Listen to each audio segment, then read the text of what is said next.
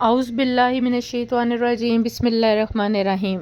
میرا نام doctor Mrs گل ہے اور آج میں ایک بہت اہم ٹاپک پر آپ سے بات کرنے لگی ہوں۔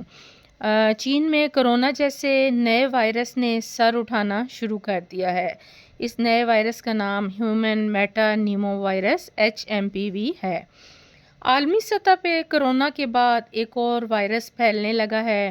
اس وائرس کا نام کیا ہے؟ علامات کیا ہیں؟ یہ کیسے پھیلتا ہے؟ اس وائرس سے کیسے بچا جا سکتا ہے؟ کیا اس سے بچاؤ کی کوئی ویکسین موجود ہے؟ وائرس سے سب سے زیادہ کون سے لوگ متاثر ہو سکتے ہیں؟ کیا یہ وائرس جان لیوا ہے؟ آج کی ویڈیو میں ہم یہ سب چیزیں ڈسکس کریں گے۔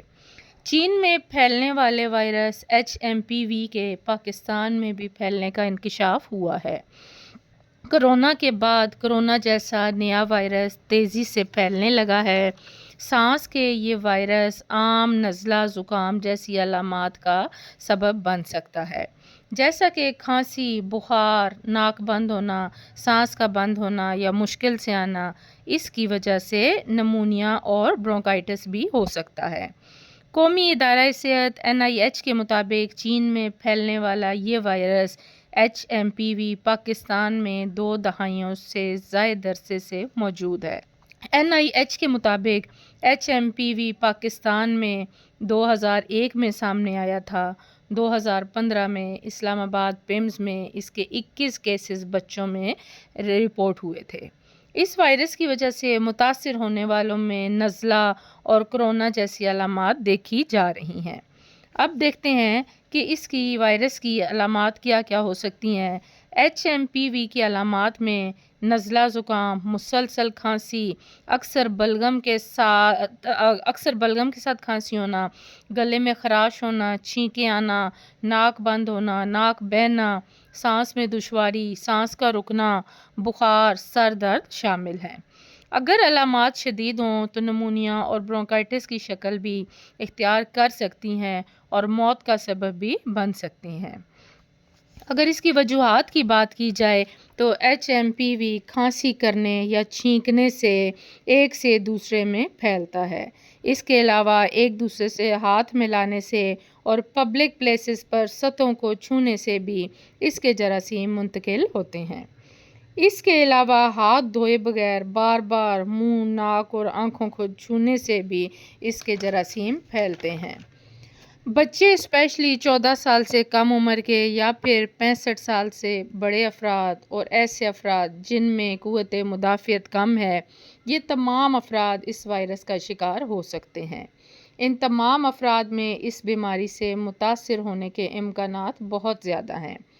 جن افراد میں HMPV کی علامات شدت اختیار کر رہی ہوں تو ان کو ہسپتال میں داخل کرنا ضروری ہوتا ہے۔ اس کے علاوہ ان کو آکسیجن کی ضرورت پڑ سکتی ہے یا پھر IV فلوئڈز یا IV میڈیسن بھی دی جا سکتی ہیں۔ اب اگر اس کے علاج کی بات کریں، اگر HMPV کے علاج کی بات کریں تو کبھی تو یہ خود سے بھی کچھ دنوں میں ختم ہو جاتا ہے۔ اس کے علاوہ اگر اس کی علامات شدید ہوں تو اس کا ٹریٹمنٹ سمپٹومیٹک کیا جاتا ہے، یعنی جو علامات ہوں ان کی میڈیسن دی جاتی ہیں، جیسا کہ بخار کے لیے پیراسٹامول یا آئبوپروفین اور فلو کے لیے ایسیٹامائنوفین، اور اس کے علاوہ پھر اس جراثیم سے لڑنے کے لیے کورٹیکوسٹیرائڈز کا استعمال بھی کیا جا سکتا ہے۔ احتیاطی تدابیر اگر دیکھی جائیں تو HMPV سے بچنے کے لیے کھانستے یا چھینکتے وقت منہ اور ناک کو ڈھانپ کر رکھیں۔ باہر جاتے وقت ماسک کا استعمال لازمی کریں۔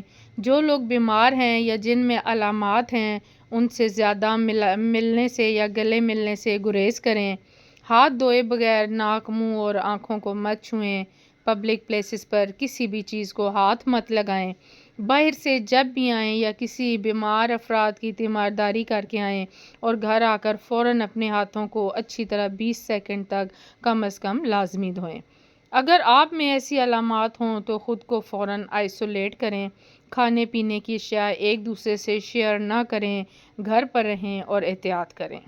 اس نئے وائرس سے بچنے کے لیے ہمیں کرونا جیسی احتیاطی تدابیر اختیار کرنا ہوں گی، کیونکہ ابھی تک اس وائرس سے بچاؤ کی کوئی ویکسین نہیں ہے اور اس سے بچنے کا سب سے بہترین حل صرف احتیاط ہے۔